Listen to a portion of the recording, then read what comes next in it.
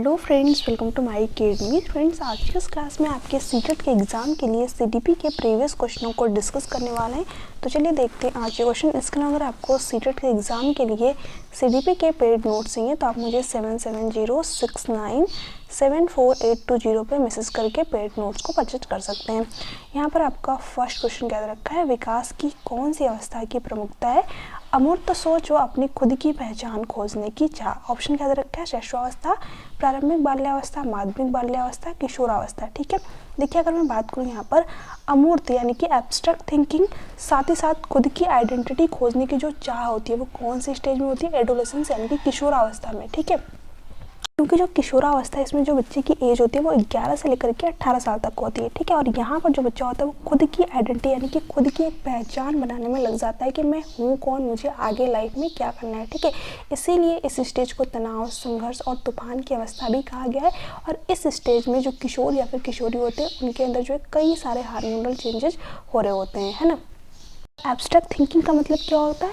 जो चीज़ बच्चों के सामने प्रेजेंट नहीं होती है उसके बारे में भी थिंकिंग कर पाना। ठीक है, तो ये सारी जो विशेषता है कौन से स्टेज की है? किशोरावस्था यानी कि एडोलेसेंस की है। तो आपका यहाँ पर फोर्थ ऑप्शन जो है करेक्ट ऑप्शन हो जाएगा, एडोलेसेंस, किशोरावस्था। शैशवावस्था में जो बच्चे की एज होती है वो जन्म से लेकर के 2 साल तक का होता है। तो यहाँ पर तो बच्चा एब्स्ट्रैक्ट थिंकिंग कर नहीं पाएगा, तो ये ऑप्शन नहीं होगा। प्रारंभिक बाल्यावस्था, इसमें जो बच्चे की एज है वो 2 से लेकर के 6 साल होती है और ये भाषा विकास के लिए सबसे संवेदनशील काल होता है, यानी कि सबसे सेंसिटिव पीरियड। अगर आपसे पूछे कि बच्चे के लैंग्वेज डेवलपमेंट के लिए, भाषा विकास के लिए सबसे सेंसिटिव पीरियड कौन सा है, तो वो अर्ली चाइल्डहुड होता है, यानी कि पूर्व बाल्यावस्था कह लीजिए या फिर प्रारंभिक बाल्यावस्था। ठीक है, माध्यमिक बाल्यावस्था, इसमें जो बच्चे की एज होती है वो 6 से लेकर के 12 साल तक होती है ना। तो ये सारे आपके स्टेज से जहाँ से कि आपके एग्जाम में क्वेश्चन बनते हैं। बाकी इस क्वेश्चन का करेक्ट ऑप्शन क्या है? Option number D. फिर आगे देखते हैं, यहाँ पर क्वेश्चन क्या है, विकास के बारे में निम्न में से कौन सा कथन सही नहीं है? जो सही नहीं है हमें उसके बारे में यहाँ पर बताना है।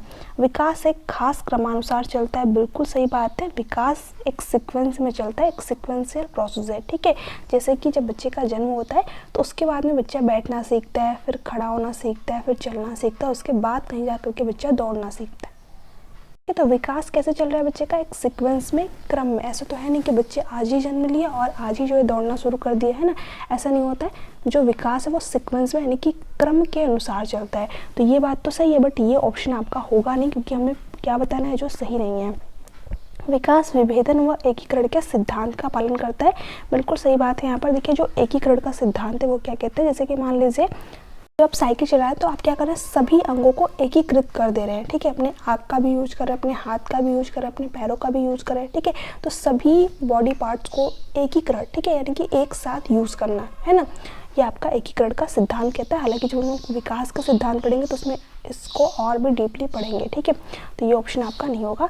विकास पैर से सिर की दिशा में होता है, आप लोगों ने पढ़ा होगा विकास का शीर्षगामी सिद्धांत। ठीक है, सेफलोकॉर्डल प्रिंसिपल, जो कि क्या कहता है, जो डेवलपमेंट होता है वो सिर से पैर की तरफ होता है। ठीक है, सेफलोकॉर्डल इसका नाम ही है, शीर्ष। ठीक है, मैं यहाँ पर लिख देती हूँ शीर्षगामी, है ना। तो विकास कैसे होगा? सिर से पैर के अंगूठे की तरफ, हेड टू टो होता है। ठीक है, बट यहाँ पर उल्टा दे रखा है, पैर से सिर की दिशा में। तो यही बात गलत है। ठीक है, और यही कथन जो है सही नहीं है, और यही इस क्वेश्चन का क्या है, करेक्ट ऑप्शन हो जाएगा। ओके, फिर यहाँ पर लास्ट क्या है, विकास केंद्र से बाहर की दिशा में अग्रसर होता है। आप लोगों ने एक और प्रिंसिपल पढ़ा होगा, प्रॉक्सिमो डिस्टल प्रिंसिपल, यानी कि समीपस्थ दूरामुखी सिद्धांत, जो कि क्या कहता है, जो हमारा डेवलपमेंट होता है हमारी बॉडी के सेंटर से शुरू होता है और बाहरी भाग की तरफ चलता है। ठीक है, हमारी बॉडी का सेंटर क्या होता है, हमारे स्पाइनल कॉर्ड, रीढ़ की हड्डी, तो वहाँ से हमारा विकास शुरू होता है। उसके बाद में फिर हमारा हृदय का विकास होता है, फिर हमारे भुजाओं का विकास होता है, फिर जो बाकी के अंग होते हैं उनका विकास होता है। ये कहता है आपके समीपस्थ दूरामुखी प्रिंसिपल, ठीक है, सिद्धांत। तो आपका यहाँ पर ये तीनों बातें सही थी, तो ये तीनों आपके ऑप्शन होंगे नहीं। यहाँ पर एक ही बात गलत दे रखी थी, ऑप्शन नंबर सी आपका करेक्ट हो जाएगा। फिर आगे देखते हैं, यहाँ पर क्वेश्चन क्या है, बच्चों में व्यक्तिगत वंशानुगत गुण। ठीक है, केवल व्यक्ति के वंशानुगत गुण है, ये आपका यहाँ पर हो जाएगा गलत। ठीक है, जो व्यक्तिगत वंशानुगत है, ठीक है। यहाँ पर देखिए अगर आप इंग्लिश में पढ़ेंगे तो ये क्वेश्चन आपको ज़्यादा समझ में आ जाएगा, ठीक है। यहाँ पर देखिए इंडिविजुअल डिफरेंसेस की बात की है, ठीक है, जो व्यक्तिगत विभिन्नताएं होती है, बट हिंदी में देखिए आपको क्या दे रखा है, व्यक्तिगत वंशानुगत गुण, ठीक है। आप समझ ही नहीं पाएंगे। तो जो इंग्लिश वाले वर्ड होते हैं ना इसलिए इंपॉर्टेंट होते हैं, जब भी आपको हिंदी में क्वेश्चन समझ में नहीं आए तो आप एक बार इंग्लिश की तरफ जरूर देख लीजिएगा, आपको ईजिली वो क्वेश्चन समझ में आ जाएगा। तो यहाँ पर जो व्यक्तिगत विभिन्नताएं का मतलब क्या हो गया, जो हर एक व्यक्ति जो है दूसरे व्यक्ति से क्या होता है, अलग होता है, उसके सोचने समझने जो तर्क करने की क्षमता होती है, ठीक है, सब कुछ जो है दूसरे व्यक्ति से अलग होता है, ठीक है। हर एक बच्चा क्या होता है, दूसरे बच्चे से अलग होता है ना। तो जो इंडिविजुअल डिफरेंसेस है उसके पीछे का कारण क्या है, वो क्यों होता है, ठीक है, इसी के बारे में यहाँ पर पूछ रखा है ना। तो केवल व्यक्ति के वंशानुगत गुण के कारण यानी कि सिर्फ हेरिडिटी के कारण होता है, ऐसा बिल्कुल भी नहीं है। हेरिडिटी और इन्वायरमेंट दोनों का ही रोल होता है। जैसे कि मान लीजिए बच्चे को हेरिडिटी उसकी आनुवंशिकता से उसकी आंखों का कलर ब्लू हो गया, ठीक है, फिर उसकी जो इन्वायरमेंट है वो भी उसको अच्छा मिल गया, ठीक है, या फिर जो उसकी हेरिडिटी मिली हुई है उससे ही उसकी जो IQ बहुत ही अच्छी खासी है, ठीक है, फिर इन्वायरमेंट भी अच्छा हो गया तो बच्चे का विकास क्या होगा, अच्छा होगा, ठीक है। तो हेरिडिटी भी इंपॉर्टेंट है बच्चे के विकास में और उसका इन्वायरमेंट भी, है ना। हेरिडिटी बहुत अच्छी मिल गई, इन्वायरमेंट अच्छा नहीं मिला, तभी बच्चे का विकास अच्छी तरीके से नहीं हो पाएगा, है ना। तो ये सारे इंपॉर्टेंट होते हैं, तो ये नहीं होगा।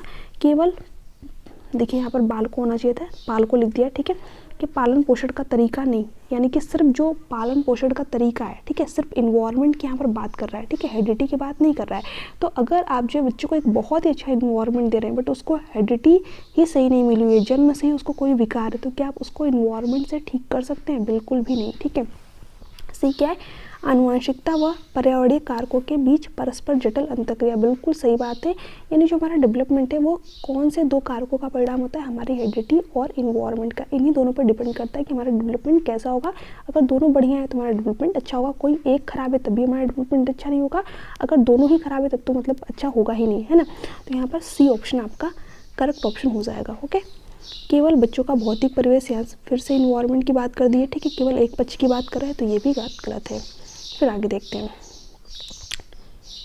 समाजीकरण के बारे में पूछ रखा है, सोशलाइजेशन इज है, ठीक है, यानी समाजीकरण रेखीय व निश्चित प्रक्रिया बिल्कुल भी नहीं। जो समाजीकरण की प्रक्रिया वो होती है, क्या होती है, कॉम्प्लेक्स होती है, जटिल होती है, ठीक है, और बहुआयामी होती है, ठीक है। क्या आपका सिर्फ एक ही पक्ष से समाजीकरण होता है? नहीं, आपका विद्यालय में भी समाजीकरण हो रहा है, मीडिया से भी समाजीकरण होता है, संस्कृति के थ्रू भी समाजीकरण हो रहा है, धर्म के थ्रू भी समाजीकरण हो रहा है ना।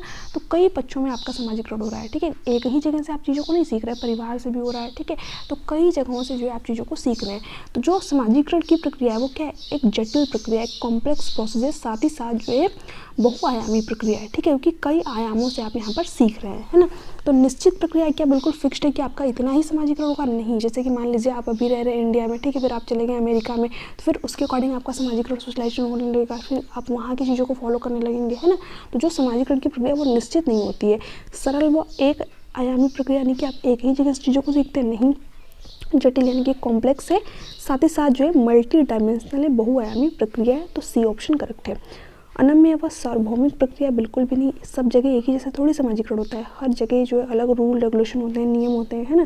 तो सार्वभौमिक का मतलब होता है कि सभी जगह एक ही चीज़ को फॉलो करना, यानी जो है सार्वभौमिक, सभी जगह जो मान्य हो। तो ये गलत है, यहाँ पर सी करेक्ट है। फिर आगे है, यहाँ पर देखते हैं क्वेश्चन क्या है।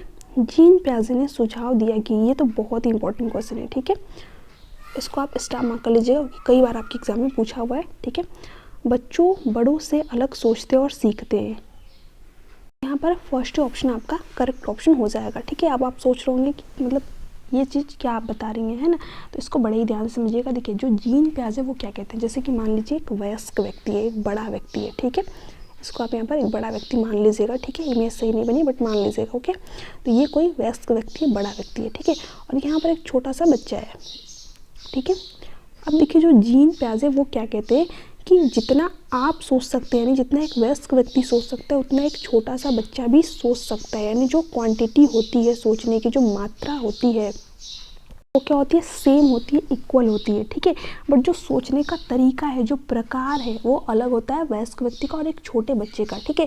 जो वयस्क व्यक्ति है वो अपने घर के काम के बारे में सोच सकता है, अपने जो है ऑफिस के काम के बारे में सोच सकता है, ठीक है, या फिर कोई और भी प्रॉब्लम या फिर अच्छी चीज़ों के बारे में सोच सकता है, ठीक है। बट जो छोटा बच्चा है अपने चॉकलेट्स के बारे में, अपने खिलौनों के बारे में, ठीक है, वो बहुत छोटा बच्चा है तो अभी उसकी थिंकिंग उतनी डेवलप नहीं हुई है ना।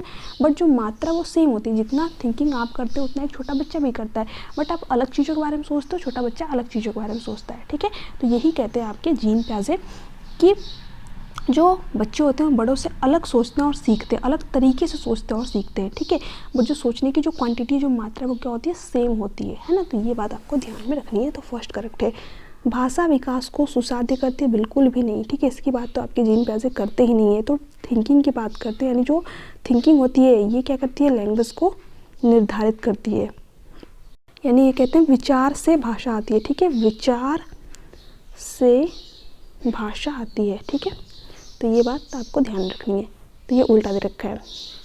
बच्चों की सोच वयस्कों से मात्रात्मक रूप से भिन्न होती है, मात्रात्मक रूप से अलग नहीं होती है, मात्रात्मक रूप से भिन्न नहीं होती है, ठीक है। मात्रात्मक रूप से क्या होती है, सेम होती है, ठीक है, समान होती है। तो ये गलत दे रखा है। बच्चे एक खाली स्लेट के रूप में पैदा होते हैं और जन्म के समय नासमझ होते हैं, ये बात भी आपके जीन प्याजे नहीं कहते। तो बच्चों को नन्हे वैज्ञानिक कहते हैं, ठीक है। लिटिल साइंटिस्ट की संज्ञा इन्होंने ही दी है बच्चों को, ठीक है। और जो खाली स्लेट की बात है आपके कौन करते हैं, जॉन लॉक करते हैं, ठीक है। जीन प्याजे क्या कहते हैं, जो बच्चे हैं वो लिटिल साइंटिस्ट है, नन्हे वैज्ञानिक है ना। तो ये भी बात आपकी बिल्कुल गलत हो जाएगी, ठीक है। बच्चे अपने ज्ञान का निर्माण स्वयं करते हैं, बात कहते हैं आपके जीन प्याजे। ओके, तो फर्स्ट करेक्ट है यहाँ पर। फिर आगे देखते हैं। अब ये भी आपका कहीं ना कहीं जीन प्याजे की जो स्टेज दी हुई है उन्होंने, वहाँ से क्वेश्चन बना हुआ है। इनमें से कौन सा युग्म का सही मिलान है। शिशु अवस्था तो 6 से 11 वर्ष पहले गलत दे रखा है। मैंने क्या बताया, शिशु अवस्था या फिर शैशवावस्था जन्म से 2 साल, ठीक है, तो ये गलत है। माध्यमिक बाल्यावस्था 2 से 6 वर्ष, ठीक है, ये गलत है। जो माध्यमिक बाल्यावस्था है इसमें 6 से लेकर के 12 साल तक का बच्चा होता है, ये आपका अर्ली चाइल्डहुड का दे रखा है, ठीक है। अमूर्त संक्रात्मक अवस्था जो जीन प्याजे की लास्ट वाली स्टेज है उसमें जो बच्चा होता है वो 11 साल से अधिक का होता है, बिल्कुल सही है, सी करेक्ट है, ठीक है। पूर्व संक्रात्मक किशोर जन्म से 2 वर्ष, जन्म से 2 वर्ष नहीं 2 से 7 साल यहाँ पर होता है, जीन प्याजे की सेकंड वाली स्टेज है ना। तो ये आपका हो जाएगा गलत, यहाँ पर एक सही है, तो सी ऑप्शन करेक्ट है। फिर आगे देखते हैं। ये भी आपका इम्पोर्टेंट क्वेश्चन है। कोहल वर्ग के नैतिक विकास के सिद्धांत की कौन सी प्रमुख आलोचना है। तो यहाँ पर क्वेश्चन क्या है, चरणों को निर्दिष्ट नहीं करता है। देखिए ये बात बिल्कुल गलत है, इन्होंने चरण बताया हुआ है, ठीक है। इन्होंने लॉरेंस कोहलबर्ग ने जो नैतिक विकास के 3 लेवल बताए और 6 चरण बताए हुए हैं, ठीक है। बट यहाँ पर दे रखा है कि चरणों की बात नहीं करते, तो गलत दे रखा है। यह नैतिक सोच पर सांस्कृतिक कारकों और लिंग के प्रभाव की अवहेलना करता है, ठीक है, बिल्कुल सही बात है, ठीक है। इसीलिए इनके सिद्धांत की जो है आलोचना की गई थी, इनकी ही शिष्या कैरोल गिर्गन के द्वारा की गई थी। ये क्या कहती हैं कि जो लॉरेंस कोहलबर्ग इन्होंने सिर्फ पुरुषों के ही सैंपल लिए थे, मेल को ही जो इन्होंने अपनी थ्योरी में शामिल किया था, फीमेल को नहीं शामिल किया था, ठीक है। तो इसलिए इनकी जो थ्योरी है वो क्या है, जेंडर बायस है, यानी कि लिंग के प्रभाव की अवहेलना करती है, साथ ही साथ जो है संस्कृति यानी सभी संस्कृतियों पे लागू नहीं होती है, ठीक है। तो ये बात सही है, बी करेक्ट है। ये प्राकृतिक स्थितियों में बच्चों के सहभागी अवलोकनों का उपयोग करते, बिल्कुल गलत, ठीक है। इन्होंने जो है हाइपोथेटिकल सिचुएशन दी थी बच्चों को, ठीक है, परिकल्पनात्मक सोच, मतलब जैसे कि मान लीजिए कुछ बच्चों को एक कमरे में बंद करके उनसे कुछ क्वेश्चन पूछना है, ठीक है। अब मान लीजिए जैसे कि अगर मैं आपसे कुछ क्वेश्चन पूछूं कि अगर आपका एग्ज़ाम है, ठीक है, वहीं पर किसी का एक्सीडेंट वगैरह हो जाता है तो आप उस व्यक्ति की जान बचाएंगे या फिर उस दिन अपना एग्ज़ाम देंगे, ठीक है। जैसे कि मान लीजिए अभी आप कह दे रहे हैं कि हम उस व्यक्ति की जान बचाएंगे, ठीक है, बट जब आपके सामने वो सही में सिचुएशन आया तो हो सकता है कि आप जो अपना एग्ज़ाम देने चले जाएँ, ठीक है।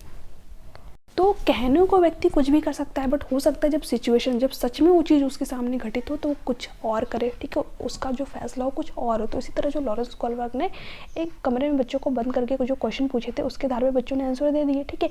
बट अगर रियल सिचुएशन हो तो बच्चे क्या कर सकते हैं, कुछ अलग चीज़ें भी फॉलो कर सकते हैं, ठीक है, या फिर कुछ अलग जो उन्होंने विचार अपने रखे थे वो पलट भी सकते हैं, है ना। तो इसलिए यहाँ पर जो लॉरेंस कोहलबर्ग थे उनकी आलोचना की गई थी। बट यहाँ पर दे रखा है कि प्राकृतिक स्थितियों में बच्चों के सहभागी अवलोकनों का प्रयोग करता है, नहीं, प्राकृतिक स्थितियाँ उनको नहीं दी गई थी, सिर्फ परिकल्पनात्मक स्थितियाँ दी गई थी, तो ये गलत है। यह नैतिक विकास का एक निश्चित क्रम नहीं देता है। देखिए इन्होंने एक निश्चित क्रम बताया हुआ है, ठीक है, क्योंकि इन्होंने प्री कन्वेंशनल लेवल, फिर कन्वेंशनल लेवल, फिर पोस्ट कन्वेंशनल लेवल, ठीक है, ये 3 लेवल बताए हुए हैं। तो PCP, ठीक है, इसके थ्रू आप यहाँ पर याद रख सकते हो, ठीक है, इसको आप ध्यान रखिएगा, प्री कन्वेंशनल, कन्वेंशनल और पोस्ट कन्वेंशनल। तो यहाँ पर आपका बी जो है करेक्ट है। फिर यहाँ पर है ले वाइगोस्की का मानना था कि बच्चों को जो प्रस्तुत किया जाता है वे निष्क्रिय रूप से पुनरुत्पादन करते हैं, यानी कि जो भी बच्चे सुनते हैं सिर्फ उसी का उत्पादन कर देते हैं, तो ये गलत है। ठीक है, इनका संबंध तो आपके कंस्ट्रक्टिविज्म यानी कि रचनावाद से, लेव वाइगोस्की और जीन पियाजे दोनों का। तो ये लोग निष्क्रिय पुनरुत्पादन या फिर सक्रिय पुनरुत्पादन की बात करते ही नहीं है। ठीक है, बच्चे बड़ों की मदद से अपनी समझ खुद बनाते हैं, बिल्कुल सही बात है, बी ऑप्शन आपका करेक्ट है। ये बात कहते हैं आपके लेव वाइगोस्की। ठीक है, जो बच्चा होता है अपने ज्ञान का निर्माण स्वयं करता है। जो बड़े व्यक्ति होते हैं वो क्या करते हैं, बच्चों को जहाँ पर भी ज़रूरत होती है थोड़ी सी हेल्प प्रोवाइड कर देते हैं। ठीक है, या फिर इसके फोल्डिंग का कार्य करते हैं। तो ये आपका सही है। इसके फोल्डिंग का मतलब ये होता है अस्थायी मदद देना। ठीक है, तो यहाँ पर डायरेक्ट इसके फोल्डिंग का नाम नहीं दिया है, बट यहाँ पर दे रखा है जो बच्चे होते हैं अपने ज्ञान का निर्माण स्वयं करते हैं। ठीक है, और जो बच्चे बड़े की मदद से अपनी समझ खुद बनाते हैं, यानी कि जो बड़े व्यक्ति होते हैं वो क्या करते हैं, बच्चों को हेल्प करते हैं, फिर मदद दे देते हैं, है ना। फिर सी क्या है, बच्चे उद्दीपन व प्रतिक्रिया का अनुकूलन करके सीखते हैं। उद्दीपन और प्रतिक्रिया की बात कौन करते हैं, आपके E.L. थॉर्नडाइक करते हैं। तो ये ऑप्शन नहीं होगा। बच्चे तब सीखते हैं जब उन्हें उपयुक्त भौतिक इनाम प्रदान किए जाते हैं। देखिए, जब भी जीन पियाजे या फिर लेव वाइगोस्की से रिलेटेड क्वेश्चन है तो ये लोग दंड, पुरस्कार, ठीक है, उद्दीपक अनुक्रिया की बात नहीं करते। तो ये सारे पॉइंट आप ध्यान रखेंगे। तो ये ऑप्शन आपके पहले ही गलत हो जाएंगे। फिर आगे है, यहाँ पर क्वेश्चन है, लेव वाइगोस्की ने संज्ञानात्मक विकास के सिद्धांत में डैश जैसे मनोवैज्ञानिक उपकरण की बहुत महत्व दी है। भाषा, कैलेंडर, कैलकुलेटर, मोबाइल। देखिए, इन सब की तो बात लेव वाइगोस्की करते नहीं है। कैलकुलेटर या फिर जो है कैलेंडर, मोबाइल, ठीक है, ये किसकी बात करते हैं, लैंग्वेज। ठीक है, जो लैंग्वेज होता है वो क्या होता है, जो एक टूल, एक उपकरण की तरह काम करते हैं। इन्होंने 3 चीज़ों को सबसे ज़्यादा इंपॉर्टेंट माना है बच्चे के विकास में। एक तो समाज को, दूसरा कल्चर संस्कृति को, तीसरा लैंग्वेज को। ठीक है, तो यहाँ पर आपका फर्स्ट ऑप्शन करेक्ट है। हालांकि यहाँ पर समाज लिख दे या फिर संस्कृति लिख दे तभी ऑप्शन आपका सही होगा। फिर देखिए यहाँ पर क्वेश्चन क्या है, एक प्रगतिशील कक्षा में बच्चों का सीखना इनाम व सजा के प्रयोग से नियंत्रित होता है। बिल्कुल गलत हो जाएगा। जब भी प्रोग्रेसिव क्लासरूम की बात हो तो वहाँ पर सजा या फिर इनाम जैसे अगर आपको ऑप्शन में वर्ड दिखे तो ऑप्शन नहीं होगा। ठीक है, बच्चों को सख्त निगरानी में रखना चाहिए, वो अनम्य पाठ्यचर्या अपनानी चाहिए। बिल्कुल गलत है। ठीक है, बच्चों को निगरानी या फिर सख्त तरीके से पाठ्यचर्या डिज़ाइन करना गलत होता है। यहाँ पर जो पाठ्यचर्या होती है वो कैसे होती है, फ्लेक्सिबल होती है, लचीली होती है। ठीक है, सीखने को सुशासित करने के लिए वेधन व अभ्यास की विधि का पालन किया जाता है। ठीक है, वेधन और अभ्यास, ड्रिल और प्रैक्टिस यहाँ पर नहीं कराई जाती। यहाँ पर जो बच्चे होते हैं वो लर्निंग बाय डूइंग करते हैं, यानी कि कुछ एक्टिविटी के थ्रू चीज़ों को सीखते हैं। ठीक है, करके चीज़ों को सीखते हैं। भाषा सीखने का प्रत्यक्ष आधार व प्रत्यक्ष अनुभव व संवाद होते हैं। बिल्कुल सही बात है, यानी जो बच्चे होते हैं वो डायरेक्ट तरीके से चीज़ों को सीखते हैं। ठीक है, संवाद करते हैं। तो आपका यहाँ पर डी ऑप्शन जो है बिल्कुल करेक्ट ऑप्शन हो जाएगा, ऑप्शन नंबर डी। ठीक है।